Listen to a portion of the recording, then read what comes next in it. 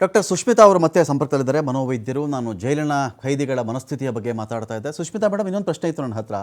ಈಗ ಅಲ್ಲಿನ ನಿವೃತ್ತ ಜೈಲರ್ಗಳು, ಅಧಿಕಾರಿಗಳು ಒಂದು ಕಡೆ ಒಂದು ಮಾತು ಹೇಳ್ತಾರೆ, ಸ್ವಾಮಿ ಒಂದು ಗುಟ್ಕಾನೋ ಸಿಗರೇಟೋ ಬೀಡಿನೋ ಕೇಳ್ತಾರೆ, ಕೊಡಲೇಬೇಕಾದಂಥ ಅನಿವಾರ್ಯತೆ ಇರುತ್ತೆ, ಹೇಳಿ ಕೇಳಿ ಅದು ಜೈಲು. ಸಮಾಜದಲ್ಲಿ ಜೈಲಿಂದ ಆಚೆ ಇದ್ರಾದರೂ ಜೈಲಿನ ಭಯ ಇರುತ್ತೆ, ನಾನು ತಪ್ಪು ಮಾಡಿಬಿಟ್ರೆ ನಾನು ಜೈಲಿಗೆ ಹಾಕ್ಬಿಡ್ತಾರೆ ಅಂತ. ಜೈಲು ಒಳಗಡೆನೇ ಇರುವಂಥವ್ರಿಗೆ ಅಂತ ಯಾವ ಭಯನೂ ಇಲ್ಲ. ಇಲ್ಲಿಂದ ಇನ್ನೇನಾಗಬಹುದು? ನಾನು ಇಲ್ಲೇನಾದ್ರೂ ಅಕಸ್ಮಾತ್ ಮಿಸ್ಟೇಕ್ ಮಾಡಿದ್ರು ಇದೇ ಜೈಲಲ್ಲಿ ತಾನೇ ಇರೋದು, ನಾನು ಹೇಳಿ ಕೇಳಿ 14 ವರ್ಷ ಇದೆ, ಇನ್ನೊಂದು 10 ವರ್ಷ ಇದ್ಬಿಡ್ತೀನಿ ಬಿಡು, 3 ವರ್ಷ ಇರ್ತೀನಿ ಬಿಡು ಅನ್ನೋ ಮನಸ್ಥಿತಿಲಿ ಅವ್ರು ಇರ್ತಾರೆ. ಇಂಥ ಚಟಗಳು ಅವರ ಮನಸ್ಸನ್ನು ಒಂದು ಹಂತಕ್ಕೆ ಡೈವರ್ಟ್ ಮಾಡ್ತವೆ. ಸೋ ದ್ಯಾಟ್ ಅವರು ಒಂದು ರೀತಿ ಇನ್ನೇನೋ ಕ್ರೋಧಕ್ಕೊಳಗಾಗೋದು, ಸಿಟ್ಟಿಗೊಳಗಾಗೋದು, ಹತಾಶರಾಗೋದು, ದಾಳಿ ಮಾಡೋದು, ಇಂಥ ಮನಸ್ಥಿತಿಗಳಿಂದ ದೂರ ಉಳಿಯೋದಕ್ಕೆ ಈ ಚಟಗಳು ಒಂದು ಆಸರೆ ಆಗಬಲ್ಲದವ್ರಿಗೆ. ಯಾರಿಗೋ ಟೀ ಕುಡಿಯೋ ಅಭ್ಯಾಸ ಇರುತ್ತೆ, ಕಾಫಿ ಅಭ್ಯಾಸ ಇರುತ್ತೆ, ಸಿಗರೇಟ್ ಸೇತನೊಬ್ಬ ಗುಟ್ಕಾ ಹಾಕ್ತಾನೆ, ಖೈನಿ ಹಾಕ್ತಾನೆ, ಜರ್ದಾ ಹಾಕ್ತಾನೆ, ಈ ಥರದ್ದು ಏನೇನೋ ಇರುತ್ತೆ ಅವ್ರಿಗೊಂದು. ಇದನ್ನು ನಾವು ಹೇಗೆ ನಿಯಂತ್ರಣಕ್ಕೆ ತರಕ್ಕೆ ಸಾಧ್ಯ? ಡಿ ಅಡಿಕ್ಷನ್ ಸೆಂಟರ್ಗಳಲ್ಲೇ ಒದ್ದಾಡ್ಬಿಡ್ತಾರೆ. ಸೆಂಟ್ರಲ್ಲಿ ಇರ್ತಾರೆ, 1.5 ತಿಂಗಳು 2 ತಿಂಗಳು ಇರ್ತಾರೆ, 3 ತಿಂಗಳು ಇರ್ತಾರೆ, ಮತ್ತೆ ಮನೆಗೆ ಬಂದರೆ 1 ವಾರ ಬಿಟ್ಟರೆ ಅದೇ ಕಥೆ, ಮತ್ತೆ ತಿಂಗಳಿಗೆ 6,000 ಕೊಡು, 8,000 ಕೊಡು, ಮತ್ತೆ ಸೇರಿಸು. ಜೀವನ ಪರ್ಯಂತ ಇದೇ ಕೆಲಸ ಮಾಡ್ಕೊಂಡು ಬರೋರು ಇರ್ತಾರಲ್ಲ, ಅವರೇನೋ ಗಣೇಶೋತ್ಸವ ಮಾಡ್ತೀವಿ ಅಂತಾರೆ ಜೈಲಲ್ಲಿ, ಮಾಡ್ರಪ್ಪ ಅಂತೀವಿ ನಾವು. ಇಂಡಿಪೆಂಡೆನ್ಸ್ ಡೇ ಜೋರಾಗಿ ಮಾಡ್ತೀವಿ ಅಂತ ನಾವು ಮಾಡಿ ಅಂತೀವಿ. ನಾವೇನೋ ಡ್ರಾಮಾ ಮಾಡ್ತೀವಿ ಅಂತಾರೆ, ಮಾಡಿ ಅಂತೀವಿ. ನಾವೇನೋ ಹಾಡು ಹೇಳ್ತೀವಿ, ಡ್ಯಾನ್ಸ್ ಮಾಡ್ತೀವೋ ಮಾಡಿ ಅಂತೀವಿ, ಬಿಟ್ಬಿಡ್ತೀವಿ ನಾವು ಅವ್ರನ್ನ. ಸೋ ದಟ್ ಅವರ ಮೈಂಡು ಅಲ್ಲಿ ಎಂಗೇಜ್ ಆಗಿರುತ್ತೆ, ಅಷ್ಟರ ಮಟ್ಟಿಗೆ ಜೈಲು ಶಾಂತಿಯಿಂದ ಇರುತ್ತೆ ಅಂತ. ಇದಕ್ಕೇನು ಹೇಳ್ಬೋದು ನಾವು ಅಂತ? ಇಲ್ಲ, ಖಂಡಿತ ನೀವು ಹೇಳ್ದಂಗೆ ಮೈಂಡ್ ಸೆಟ್ ಅನ್ನೋದು ತುಂಬಾ ಒಂದು ಇಂಪಾರ್ಟೆಂಟ್ ರೋಲ್ ನ ಪ್ಲೇ ಮಾಡುತ್ತೆ. ಬಿಕಾಸ್ ಅದೇ ಇಂಪಾರ್ಟೆಂಟ್. ನೀವು ತುಂಬಾ ಹಲವಾರು ಎಕ್ಸಾಂಪಲ್ ಗಳನ್ನ ಕೊಟ್ರಿ. ಈಗ ಹೌದು, ಒಂದು ಮನಸ್ಸನ್ನ ಫ್ರೆಶ್ ಮಾಡುತ್ತೆ ಒಂದು ವಿಷಯ ಅಂತ ಬಂದಾಗ ಖಂಡಿತ ನಾವು ಅದನ್ನ ಹೌದಾ, ಇದರಿಂದ ಒಂದ್ ಮನುಷ್ಯನ್ಗೆ ಪಾಸಿಟಿವ್ ಆಗುತ್ತಾ, ಅದರಿಂದ ಸಮಾಜಕ್ಕೂ ಒಳ್ಳೇದಾಗುತ್ತಾ, ಅವನಿಗೂ ಒಳ್ಳೇದಾಗುತ್ತಾ ಅನ್ನೋ ಒಂದು ಯೋಚನೆನ ನಾವು ಇಟ್ಕೋಬಹುದು. ಬಟ್ ಈ ಒಂದು ಹ್ಯಾಬಿಟ್ಸ್ ಅಂತ ಬಂದಾಗ, ಅಡಿಕ್ಷನ್ ಅಂತ ಬಂದಾಗ, ಅದೆಷ್ಟೇ ಸ್ಟ್ರೆಸ್ ಬಸ್ಟರ್ ಅಂತ ಅನ್ಸಿದ್ರುನು ಅವ್ರಿಗೆ, ಅಥವಾ ಇದರಿಂದ ನಂಗೆ ಸ್ವಲ್ಪ ಟೆನ್ಷನ್ ಕಮ್ಮಿ ಆಗುತ್ತೆ, ಕೋಪ ಬರಲ್ಲ ಅಂತ ಅನ್ಸಿದ್ರುನು, ರಿಯಾಲಿಟಿ ಆತರ ಇಲ್ದೇ ಇರೋದ್ರಿಂದ ಈಗ ಯಾವುದೇ ಒಂದು ಅಡಿಕ್ಷನ್ ಒಂದು ಬಿಗಿನಿಂಗ್ ಅಲ್ಲಿ ಅವ್ರಿಗೆ ಒಂದು ರಿಲೀಫ್ ಅನ್ನ ಕೊಟ್ಟಂಗೆ ಒಂದು ಫೀಲಿಂಗ್ ಕೊಡ್ಬೋದು, ಕೊಡುತ್ತೆ ಅಂತಾನೆ ತಗೊಳ್ಳೋಣ. ಬಟ್ ಹೋಗ್ತಾ ಹೋಗ್ತಾ ಅದು ಚಟ ಆದಾಗ ಅದು ಯಾವುದೇ ಒಂದು ರಿಲೀಫ್ ಅನ್ನ ಕೊಡೋದಿಲ್ಲ ಅವ್ರಿಗೆ. ಅದು ಅವ್ರನ್ನ ಡೌನ್ ಮಾಡ್ತಾ ಹೋಗುತ್ತೆ, ಟಯರ್ಡ್ ಮಾಡ್ತಾ ಹೋಗುತ್ತೆ. ಇನ್ಫ್ಯಾಕ್ಟ್ ಆನ್ ದ ಕಾಂಟ್ರರಿ, ಅದು ಕೋಪನ ಜಾಸ್ತಿ ಮಾಡುತ್ತೆ. ಅದು ಇನ್ನೂ ಒಂದು ಮನುಷ್ಯ ಏನೋ ಒಂದು ರಿಸ್ಕಿ ಬಿಹೇವಿಯರ್ ಅಲ್ಲಿ ಎಂಗೇಜ್ ಮಾಡೋ ಒಂದು ಸಾಧ್ಯತೆಗಳನ್ನ ಅದೇ ಹೆಚ್ಚಿಸುತ್ತೆ. ಯಾವುದೇ ಒಂದು addiction, especially when it comes to drinking ಇರ್ಬೋದು, ಅಥವಾ ಒಂದು ಕೋಪ ಅಂತ ನೀವು ಹೇಳಿದ್ರ. ಒಂದು ನಿಮಿಷ ಮೇಡಮ್, ಒಂದು ನಿಮಿಷ. ಇತ್ತೀಚೆಗೆ ಜೈಲಿಂದ ಆಚೆ ಬಂದಿರತಕ್ಕಂಥ ಖೈದಿ ಒಬ್ಬರು ನಮ್ಮ ಫೋನ್ ಸಂಪರ್ಕದಲ್ಲಿದ್ದಾರೆ. ಅವ್ರ ಹೆಸರು ನಾವು ಬದಲಾಯಿಸ್ತಾ ಇದ್ದೀವಿ, ಅನಿಲ್ ಅಂತ ಇಡ್ತಾ ಇದ್ದೀನಿ ನಾನು. ಅವ್ರ ಹತ್ರ ನಾನು ಮಾತಾಡಿಸ್ತೀನಿ. ಅನಿಲ್ ಅವರೇ ನಮಸ್ಕಾರ. ನಮಸ್ತೆ ಸರ್. ಈಗ ನಾವು ಜೈಲ್ ಬಗ್ಗೆ ಮಾತಾಡ್ತಾ ಇದ್ದೀವಿ ಅನಿಲ್ ಅವರೇ.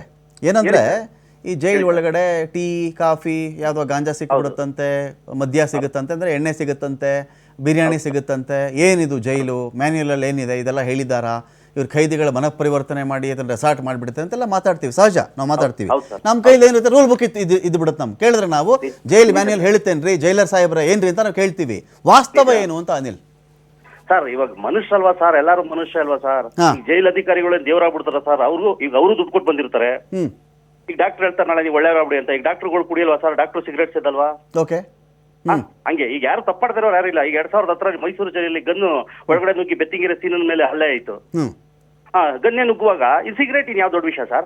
ಓಕೆ, ಈ ಗನ್ನು ಬಾಂಬೆ ಸುಗ್ಗುವಾಗ ಈಗ ಅವಾಗ ಕೊರಂಗು ಒಂದು ಮರ್ಡರ್ ಮಾಡಿಸಿದ್ರು ಅಲ್ಲಿ ಜೈಲಲ್ಲಿ, ಹಳೆ ಜೈಲಲ್ಲಿ, ಮಹಾರಾಣಿ ಕಾಲೇಜ್ ಎದುರಿಗೆ ಹಳೆ ಜೈಲಲ್ಲಿ ಒಂದು ಕೊಲೆನೇ ಆಗಿತ್ತು. ಏನ್ ಮಾಡಕ್ಕ ಸರ್? ಬಲರಾಮ ಅನ್ನೋರು ಮರ್ಡರ್ ಆಗಿದ್ರು. ಓಕೆ, ಏನು ಇದಕ್ಕೇನ್ ಹೇಳೋಣ ಸರ್? ಈಗ ನಾನೇನು ಕೇಳ್ತೀನಿ ಅಂದರೆ, ಜೈಲು ಒಳಗಡೆ ಒಬ್ಬ ಖೈದಿ ಏನು ಬೇಕು ಅವನಿಗೆ ಅಂತ. ಈಗ ನಾವೆಲ್ಲ ಕೇಳ್ಪಡೋದೇನು ಅಂತ ಹೇಳಿದ್ರೆ, ಊಟ ಕೊಡ್ತಾರಲ್ಲಿ, ಅವ್ರಿಗೆ ಆರಾಮಾಗಿ ಊಟ ಕೊಡ್ತಾರೆ, ಏನು ಹಿಂಸೆ ಇಲ್ಲ ಅವ್ರಿಗೆ, ಬೆಳಗ್ಗೆ 6ರಿಂದ ಸಂಜೆ 6ರವರೆಗೂ ಕೂಡ ಆರಾಮಾಗಿ ಓಡಾಡ್ಕೊಂಡಿರಬಹುದು ಅವರು ಅಂತೆಲ್ಲ ಹೇಳ್ತಾರೆ. ಮತ್ತು ವಾರಕ್ಕೆ 2 ಬಾರಿ ಅವ್ರಿಗೆ ನಾನ್ ವೆಜ್ ಊಟ ಬೇಕಾದ್ರೂ ಕೊಡ್ತಾರೆ ಅಂತ ಹೇಳಿ. ಆಚೆ ಇದನ್ನ ಕೇಳೋರ್ಗೆ ಆರಾಮಾಗಿದಾರಲ್ಲ, ಇನ್ನೇನ್ ಬೇಕು ಅವ್ರಿಗೆ ಅಂತ ಮಾತು. ಸರ್, ಆ ಊಟ ಕೊಡ್ತಾರಲ್ಲ, ಫಸ್ಟ್ ಅಧಿಕಾರಿಗಳು ಊಟ ಮಾಡ್ಲಿ, ಆಮೇಲೆ ಹೇಳಿ ಆ ಊಟ ಏನು ಅಂತ. ಸರ್, ಅವಾಗ್ಲೇ ಕೊಟ್ರೆ ತಿಂದ್ರೆ ತಿಂದಂಗೆ, ಇಲ್ಲಾಂದ್ರೆ ಗಂಜಿಯಾಗಿ ಕೊಡ್ದೋಯ್ತದೆ. 1-2 ಅವರ್ ಆದ್ರೆ ಹೋಯ್ತು ಊಟ. ಆಮೇಲೆ ಮಟನ್ ಅಷ್ಟೇನೆ, ಯಾರು ದುಡ್ಡು ಕೊಡ್ತಾರೋ ಅವ್ರಿಗೆ ಒಳ್ಳೊಳ್ಳೆ ಪೀಸು, ಇಲ್ಲ ಅಂದ್ರೆ ಅವ್ರಿಗೆ ಕಚಡ ಮೂಳೆ. ಓಕೆ, ಇದೆಲ್ಲ ನಡೆಯುತ್ತೆ ಸರ್. ದುಡ್ಡು ಸರ್, ಎಲ್ಲ ಏನಿಲ್ಲ ಅಂದ್ರೆ ದುಡ್ಡು ಸರ್. ಫೈನಲಿ ಮಾತಾಡೋದೇ ದುಡ್ಡು. ಓಕೆ, ಅಷ್ಟೇ ಸರ್, ಎರಡೇ ಮಾತು ಸರ್. ಫೈನಲ್ ಮಾತಾಡೋದು ದುಡ್ಡೆ. ಆಮೇಲೆ ಸಾಮಾನ್ಯ ಮನುಷ್ಯನ್ ಬೇಕೇ ಬೇಕು ಸರ್. ಕಾಫಿ ಟೀ ಸಿಗರೇಟ್ ಸೇದೋರು ಸಿಗರೇಟ್ ಸೇದೇ ಸೇರ್ತಾರೆ. ಆಮೇಲೆ ಗಾಂಜಾ ಸಪ್ಲೈ ಆಗ್ಲೇಬೇಕು, ಆಮೇಲೆ ಈ ಕಾಫ್ ಸಿರಫ್ ಮಸ್ಟರ್ಡ್ ಶೂಟ್ ಇದ್ದೇ ಇರುತ್ತೆ. ಯಾರಿಗಾರ ಈ ಕೆಲವರಿಗೆ ಈ ಡ್ರಿಂಕ್ಸ್ ಮಾಡಿ ಅಭ್ಯಾಸ ಚಟ ಇರುತ್ತೆ, ಅವ್ರು ಬಿಡಕ್ಕಾಗಲ್ಲ, ಬಿಟ್ಟಿದ ತಕ್ಷಣ ಹುಚ್ಚಾಗ್ಬಿಡ್ತಾರೆ. ಎಷ್ಟು ಜನ ಅಂತ ತಡಿಬೋದು ಸರ್ ಜೈಲಧಿಕಾರಿಗಳು? ಅಲ್ಲಿ 6,000 ಜನ ಇರ್ತಾರೆ ಸರ್. ಅಲ್ಲಿ ಕಂಟ್ರೋಲ್ ಇರೋದೇ 2,500-3,000 ಜನ, ಅಲ್ಲಿರೋದು 6,500 ಜನ. ಹೆಂಗ್ ಕಂಟ್ರೋಲ್ ಮಾಡ್ತಾರೆ ಸರ್ ಡಿಪಾರ್ಟ್ಮೆಂಟ್ ಅವರು? ಈಗ ಅವ್ರು ಹುಚ್ಚಾಗ್ಬಿಡ್ತಾರಲ್ಲ ಸರ್. ಈಗ ಅವ್ರನ್ನ ಕಂಟ್ರೋಲ್ ಮಾಡ್ಬೇಕಂದ್ರೆ ಅವ್ರನ್ನ ಬಿಡ್ಲೇಬೇಕು, ಅವ್ರು ಗಾಂಜಾ ಹೊಡೆಯಕ್ ಬಿಡ್ಲೇಬೇಕು. ಹೊಡ್ಬಿಟ್ಟು ಅವ್ರು ಸಿರಫ್ ಮಾತ್ರೆ ನುಂಗ್ಬಿಟ್ಟು ಅವ್ರ ಪಡೆ ಅವ್ರು ಮಲ್ಕೊಂತಾರೆ. ಓಕೆ, ಇಲ್ಲ ಅಂದ್ರೆ ಅವ್ರು ರುದ್ರಾವತಾರ ಅವ್ರದ್ದು 100% ಸರ್ ಆಗುತ್ತೆ. ಈಗ ಮೊನ್ನೆ ನೋಡಿ ಬೆಂಗಳೂರಲ್ಲಿ ಜೈಲಲ್ಲಿ ಗಲಾಟೆ ಆಗಿದೆ, ಹೊಡೆದಿದ್ದಾರೆ ಕಲ್ಲಲ್ಲೆಲ್ಲ, ಈಗ ಎಲ್ಲ ಆಗ್ತದೆ ಸರ್. ನನಗೊಬ್ರು ಡಾಕ್ಟರ್ ಇದ್ದಾರೆ, ಡಾಕ್ಟರ್ ಸುಷ್ಮಿತಾ ಅಂತ ಹೇಳಿ, ಅವ್ರ ಹತ್ರ ನೀವು ಮಾತಾಡಬಹುದು. ಅನಿಲ್ ಅವರೇ, ನೀವು ಮಾತಾಡಬಹುದು. ಹೇಳಿ ಸರ್, ಹೇಳಿ ಸರ್. ಸುಷ್ಮಿತಾ ಮೇಡಮ್, ಇಲ್ಲಿ ಪ್ರಶ್ನೆ ಏನಂದ್ರೆ, ಏನ್ ಮಾಡೋಣ ಹೇಳಿ? ನಾನು ಒಬ್ಬ ಮನುಷ್ಯ, ಅಫ್ಕೋರ್ಸ್ ಒಬ್ಬ ಯಾರೋ ತಪ್ಪು ಮಾಡಿರ್ತಾನೆ, ಒಬ್ಬ ತಪ್ಪು ಮಾಡಿಲ್ಲ, ಒಬ್ಬನ ಯಾರನ್ನೋ ಫಿಟ್ ಮಾಡಿ ಕರ್ಕೊಂಡ್ ಬಂದ್ಬಿಟ್ಟಿರ್ತಾರೆ. ಈ ಥರ ಎಲ್ಲ ವೆರೈಟಿ ಖೈದಿಗಳು ಅಲ್ಲಿ ಇರ್ತಾರೆ. ಏನು ಮಾಡಿ, ನನಗೆ ಟೀ ಕುಡಿಯೋ ಅಭ್ಯಾಸ ಇದೆಯಪ್ಪ, ನನಗೆ ಸಿಗರೇಟ್ಸ್ ಅದು ಅಭ್ಯಾಸ ಇದೆ, ಏನು ಮಾಡಲಿ ನಾನು ಅಂತ ಕೇಳ್ತಾರೆ. ಮೇಡಮ್, ಏನು ಉತ್ತರ ಇದಕ್ಕೆ ಅಂತ? ಇಲ್ಲ, ಖಂಡಿತ. ಅವ್ರಿಗೆ ಬೇಕೇ ಬೇಕು ಅಂತ ಅನ್ಸುತ್ತೆ ಅನ್ನೋದು I can completely agree with that. ಹೌದು, ಅನ್ಸ್ಬೋದು, ಬೇಕೇ ಬೇಕು ಅಂತ ಅನ್ಸ್ಬೋದು. ಅಂಡ್ ಅದನ್ನೇನೋ ಒಂದು ಸ್ಯಾಟಿಸ್ಫೈ ಮಾಡಕ್ ಹೋಗಿ ಮತ್ತೆ ಅದಿನ್ನೇನೋ ದುಷ್ಪರಿಣಾಮ ಆಗಿ ಅದನ್ನ ಕಂಟ್ರೋಲ್ ಮಾಡೋದು ಕಷ್ಟ ಆಗ್ಬೋದು. ಅದ್ರ ಬದಲು ಅವ್ರಿಗೊಂದು ಮನವರಿಕೆ ಮಾಡಿದ್ರೆ ನಾವು, if we are able to successfully do that, ಹೌದಪ್ಪ ನನಗ್ ಬೇಡ ಅಂತ ಅವ್ರಿಗೆ ಅನ್ಸಿದ್ರೆ that is the best solution. Okay, ಇವಾಗ ಏನ್ ಮಾಡೋದು ಅಂತ ಬಂದಾಗ ಎಷ್ಟೊಂದ್ ಟೆಕ್ನಿಕ್ಸ್ ಇರುತ್ತೆ. ಒಂದೇ ಹೇಳೋದಾದ್ರೆ ಉದಾಹರಣೆಗೆ ಪೋಸ್ಟ್ಪೋನ್ ಮಾಡೋದು. ಇವಾಗ ಆ ಟೈಮ್ ಸಿಕ್ಕಿಲ್ಲ ಅಂದಾಗ, ಇಲ್ಲ ನಂಗೆ ಬೇಕೇ ಬೇಕು ಅಂದಾಗ, ಅದೊಂದು ನಾವು ಮೈಂಡ್ ಅನ್ನ ಡಿಸ್ಟ್ರಾಕ್ಟ್ ಮಾಡಕ್ ಸ್ಟಾರ್ಟ್ ಮಾಡಿದಾಗ ಮನಸ್ಸು ಕೂಡ ಅದಕ್ಕೆ ಒಗ್ಗುತ್ತೆ. ಇವಾಗ ಇದಕ್ಕೆ ಹೆಂಗ್ ಒಗ್ಗಿದ್ಯೋ ಅದಕ್ಕೂ ಒಗ್ಗುತ್ತದು. ಇವಾಗ ಕೊರೋನಾ ಟೈಮಲ್ಲಿ ನಾನು ಅದೇ ಎಕ್ಸಾಂಪಲ್ ಕೊಟ್ಟಿದ್ದು. ಅವಾಗ ಏನ್ ಮಾಡಿದ್ರು, ಬೇಕೇ ಬೇಕು ಅಂತ ಇರೋರು ಏನ್ ಮಾಡಿದ್ರು, ಏನು ಮಾಡಕ್ಕಾಗಿಲ್ಲ. ತುಂಬಾ ದುಡ್ಡಿರೋರು ಒಂದಿಷ್ಟು ಸ್ವಲ್ಪ ಟೈಮ್ ಅದನ್ನ ಸಪ್ಲೈ ತಗೊಂಡ್ರು, ಆಮೇಲೆ ಅವರು ಬೇಡ ಅಂತ ಬಿಟ್ಬಿಟ್ರು.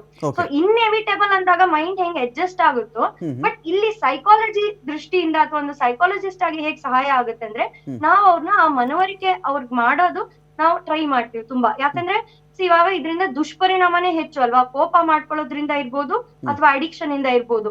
ನಮ್ ಬಾಡಿ ಏನ್ ಹಾಳಾಗ್ತಿದೆ, ನಮ್ ಲೈಫ್, ನಮ್ ಹೆಲ್ತ್ ಏನಾಗ್ತಿದೆ. ಈಗ ಸಣ್ಣದೊಂದು ಹುಷಾರಿಲ್ಲ ಅಂದಾಗ್ಲೇ ಮನುಷ್ಯ ತಡವರಿಸ್ತಾನೆ. ಅಯ್ಯೋ ಅಯ್ಯೋ ನನಗ್ ಆಗಲ್ಲಪ್ಪ, ಇದರಿಂದ ಆಚೆ ಬಂದ್ರೆ ಸಾಕು, ನನ್ಗೆ ಏನೋ ಬೇಡ, ನಂಗೆ ಹುಷಾರಾದ್ರೆ ಸಾಕು ಅಂತ ಅನ್ಸುತ್ತೆ.